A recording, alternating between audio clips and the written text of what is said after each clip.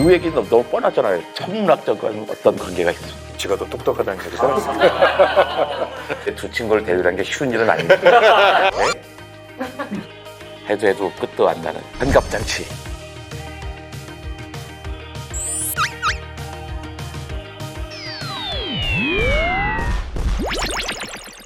기후 얘기는 너무 뻔하잖아요. 더워졌다는 거죠. 더워졌다는 건 정말로 느낍니까? 느끼죠. 올해 특히 나는 그러니까 이제 등산을 좋아해서 한참 등산할 때는 여름에도 당연히 등산을 했는데 너무 탈진해요. 그래서 이제 등산을 안 하고 이렇게 이제 낮은 산 가고 그러는데 올해 처음으로 아예 낮은 산도 안 갔어요. 너무 더워갖고 언론에서 지구 평균 기온이 뭐 몇 도다라고 하기 전에 이미 온몸으로 나는 너무 더워서 그걸 중단할 정도니까 정말 더워졌구나 걸 느끼죠. 그러니까 천문 기상학과를 나오셨잖아요. 천문 기상학과를 나오셨는데 이 더워지는 것과 천문학적인 어떤 관계가 있습니까? 이거를 이제 보는 관점이 즉각적인 것보다 이제 원인 같은 걸 생각을 하게 되잖아요. 사실 이렇게 더워지는 게 이상한 현상은 아니에요. 자연스러운 현상이에요. 그러니까 이게 더워졌다 추워졌다 하는 것들. 뭐 지구의 이 지축이라는 게 고정되어 있는 게 아니라 이렇게 순환을 하거든요. 순환하고 지구가 또 까딱까딱해요. 그렇게 하게 되면 태양으로부터 그 시간당 받는 면적이라는 이게 달라지잖아요. 그러면 평균 온도가 달라지는 건 너무 당연해요.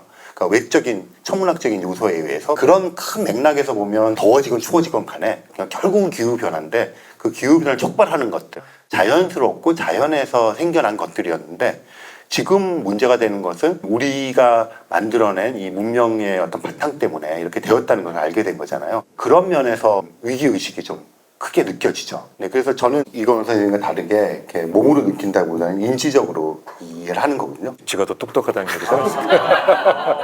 네가 똑똑하다는 말도 될 수 있고 둔감하다 이렇게 할 수도 있고. 이병현 박사 말했지만 200ppm, 300ppm 정도를 갖다가 이산화 타서 오르락내리락 했어요. 근데 지금은 갑자기 424ppm 됐잖아요. 그러니까 이렇게 오르다가 갑자기 되다가 쑥 돼버린 거예요. 근데 이건 규모도 규모지만 그 속도가 없었던 속도죠.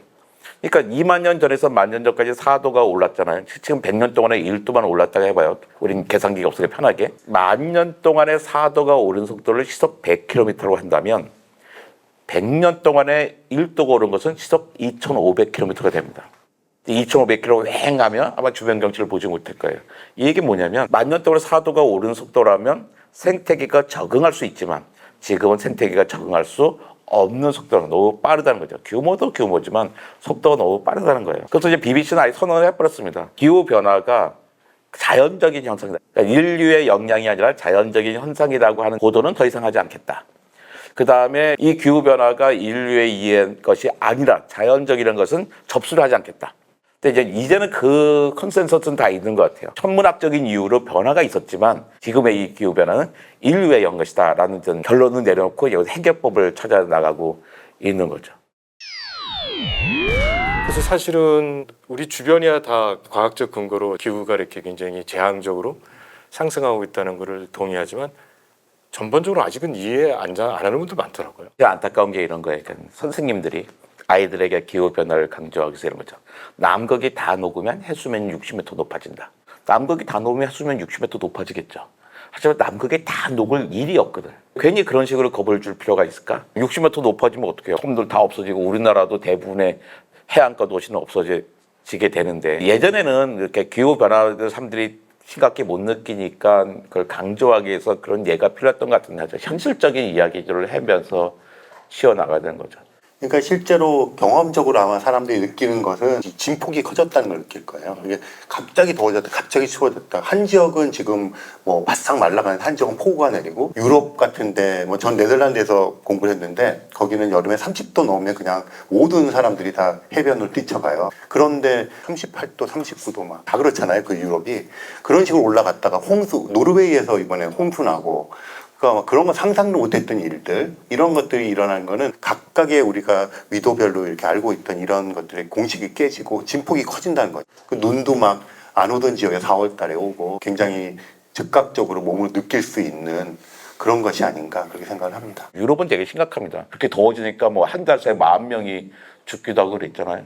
근데 이러다 보니까 사회적인 문제가 생기는 거예요. 자, 비슷하게 1.5도가 올랐다 이거 더워서 죽을까요? 그보다 가장 문제가 뭐냐면 식량과 물이에요. 우리나라는 또 식량 자급료도 되게 낮잖아요. 40 몇 프로밖에 안 되고 가축사료가 한 25%밖에 안 된단 말이에요. 기후 변화라는 게 이것을 말씀하셨잖아요. 공평하지가 않아요. 더워지는 데 따로 있고요. 동시에 추워진 데도 있습니다. 다른 충격을 준단 말이에요. 이 문제를 해결을 해야 되는 거죠. 그러니까 저는 1.5도가 더워져서 문제가 아니라 1.5도가 더워지면 잘못하면 국가 사이에 지역 사이에 분쟁이 생길 수 있다고 생각해요. 그래서 아랍의 봄 할 때 리비아 뭐 이집트 혁명 막 이럴 때 그게 왜 발생했냐를 보자는 거예요. 러시아하고 우크라이나의 곡창지대에 감염이 들었을 때 이제 수입을 못하니까 민주국가면 분배를 해서 위기를 벗어날 수 있는데 독재국가라 가난한 사람들한테 이게 식량이 배급이 안 되잖아요, 보급이.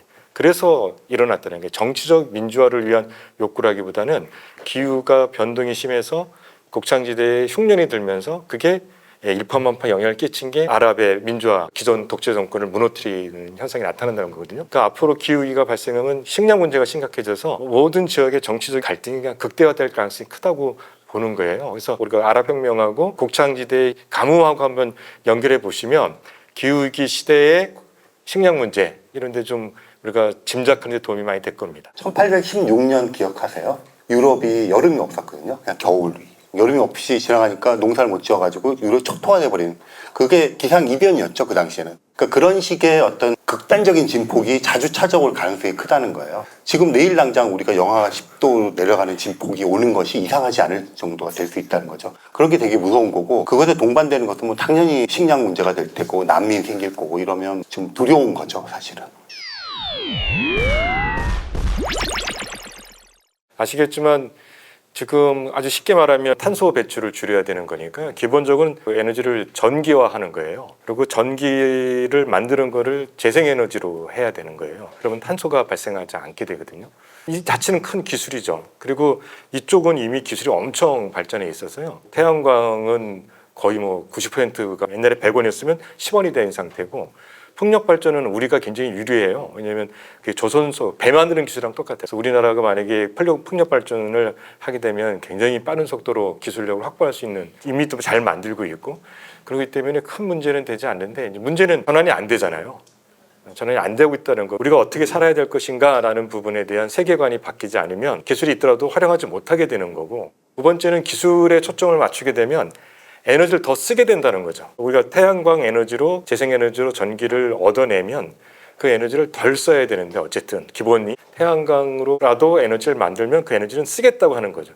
그 비견한 예로 전기자동차거든요. 전기자동차 왜 이렇게 커요? 굉장히 무겁고 물론 그 배터리 때문에 그렇지만 사실은 전기자동차를 하려면 작아야 돼요. 더 작고 전기를 또 덜 쓰게 되고 이렇게 되는데 물론 거꾸로 보면 그런 뭐 테슬라 같은 것이 크고 디자인이 좋으니까 확산되는 면도 있긴 하지만 그러니까 근본적인 사유 방식이 바뀌지 않으면 큰 문제가 있다는 거죠. 그리고 또 이 기술에는 좀 위험한 요소도 있거든요. 그러니까 이제 이게 탄소를 줄이지만 배출된 탄소는 굉장히 오래 걸려서 빠져나가기 때문에 지금 그러니까 16.5도가 되면 16.5도가 굉장히 오랫동안 유지가 돼요. 그러니까 탄소가 빠져나갈 수가 없기 때문에 그러니까 탄소 포집 기술이라는 게 있어요. 탄소를 해서 그거를 시멘트를 만들기도 하고 하는데 이게 어디다 저장하냐면 결국은 어마어마한 돈을 들여서 바다 밑에 땅으로 집어넣어야 돼요. 제가 볼 때는 당장 배출을 줄이고 에너지를 덜 쓰는 쪽으로 가서 해결해야 되는데 기술이 너무 앞에 나와 버리면 꼬리가 몸통을 흔든다고 기후위기에 대한 대안적인 모색에 대해서 오히려 좀 안일하게 하는 면이 있다.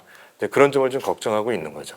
그러니까 이게 기술이 좋아졌으면 이거만큼 딴 데서 줄일 수 있어야 되는데 그렇지 않고 계속 쓰고 있는 그런 소비하는 모습은 이제 되게 반성해야 되고 그렇다고 해가지고 선상 사람들 보고 도덕적으로 뭐 요구하기는 쉬운 일은 또 아니잖아요. 그다음에 또 먹는 게 고기죠. 제가 이제 25년 전부터 채식주의였단 말이에요. 주의자. 예. 실천자가 아니고 네. 눈부터 정수리까지가 철저한 채식주의자. 근데 코부터 배까지는 고기를 너무 좋아해요. 예. 우리 방금 점심도 이제 고기 먹었잖아요. 예. 그러니까 되게 힘들었어요. 일단 고기가 너무 맛있어요. 고기가 너무 맛있고 고기를 안 먹으면 사회생활도 힘들고 또 고기를 못 먹을 돈이 없는 것도 아니란 말이에요. 근데 몇 년 전에 우리가 날씨다라고 하는 책을 봤는데 그 책도 저자도 똑같은 거예요. 이념적인 채식주의자예요. 머릿속은 채식을 해야 되는 생각이 자꾸 입에 들어가는 거죠. 그러니까 얼마나 괴로웠겠어요. 이제 그분이 한 얘기가 그러더라고요. 육종을 바꾸는 것만 해도 되게 엄청난 도움이 되는 것 같아. 통계마다 다 자리는 다르지만 소고기 1kg을 만들 때 온실가스 발생이 이산화탄소로 환산하면 소고기는 한 50kg쯤 된다. 그런데 돼지고기는 한 8kg밖에 안 되는 거야. 한 6kg밖에 안 되고 닭고기는 또 필요한 땅도 먹이도 그러니까 소를 아니라 닭, 돼지만 먹어도 지구에는 훨씬 더 유리한 거죠. 이런 얘기 갖다 이제 제 딸한테 하니까 고기 먹으러 가자 할 때 야 그러니까 우리는 돼지나 닭을 먹자 하니까 약간 삐친 거예요. 아빠 그럴 바야 메뚜기나 밀어 먹는 게 좋겠네 그러더라고요. 맞죠. 메뚜기나 밀어 먹는 게 훨씬 좋지만 우린 그걸 먹고 싶진 않잖아요. 그러니까 사람들 보고 지구를 위해서 메뚜기 먹어 밀어 먹으면 되는 게 아니잖아요. 근데 닭이랑 돼지는 우리가 해볼 만한 거잖아요. 근데 많은 사람들이 그 기후 문제에 대해서 산업의 책임을 돌리는데요. 산업이 사용하는 에너지가 그렇게 많지가 않아요. 3분의 1이 조금 안 됩니다. 나머지는 다 주택, 가정 이런 데 쓰는 거거든요. 특히 그 교통수단이 차지하는 탄소 배출이 굉장히 높아갖고요. 기본적으로 전기 자동차도 대안이 안 된다고 하는 게 어쨌든 전기 생산에 탄소가 들어가기 아직은 완전 재생에너지가 아니니까 그렇기 때문에 대중교통수단을 이용하는 게 우리가 할 수 있는 되게 중요한 역할이에요. 기후 얘기가 나왔을 때 굉장히 어려운 문제가 시민인 내가 할 일이 없다 이렇게 생각하시는데 의외로 할 일이 많아요. 말씀드리는 것처럼 대중교통수단을 이용한다. 소고기 대신 닭과 돼지를 먹는다. 이런 것만 해도 굉장히 큰 의미가 되고 그리고 이 우리 사회를 이끌어갈 정치 집단이 기후 문제에 대해서 관심이 있느냐 없느냐 이 부분에는 선택할 수 있는 권리가 있잖아요. 시민적 정치의 권리가. 이런 걸 다 발휘할 수가 있거든요. 그래서 무력하게 이 위기에서 우리가 또 속수무책으로 당한다가 아니라 우리가 좀 공부하고 같이 이야기 나누고 의지를 합하면 얼마든지 할 일이 많고 그게 기후위기를 막는 데 굉장히 큰 역할을 한다. 이렇게 좀 생각해야 됩니다. 얘기를 꺼내야 되는데 못 꺼내고 있는 건데요. 반려견 동물이 많아졌잖아요. 그 반려동물들의 먹이를 공급하기 위한 것이 거의 한반도에 몇 배 정도가 땅 필요하고 뭐 이런 식인 거예요. 이게 우리가 한쪽 면에서 문명화되고 한쪽 면에서 우리가 기후와는 상관없이 인류의 어떤 격을 높이면서 가고 있는 이런 것들 연관될 수 있다고 하는 것에 대한 것을 자각해야 될 필요는 좀 있을 것 같고 그러니까 그런 것들에 대한 노력들이 좀 있어야 되지 않을까 하는 생각이 좀 들죠. 그리고 아시겠지만 지금 우리가 겪는 건 아무것도 아니고요. 전조현상인 거고 5, 60대 되신 분들은 손주들이 겪어야 할 일이에요.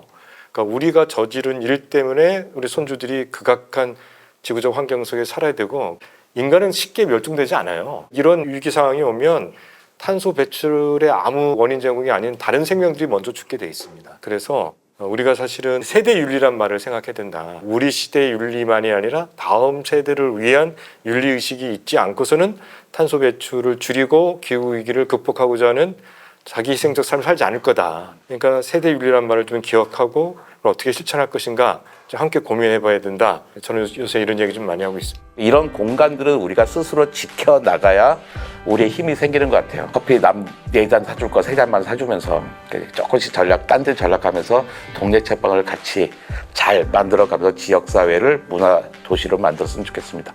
여러분 만나게 돼서 반갑습니다. 감사합니다. 여기까지 하겠습니다.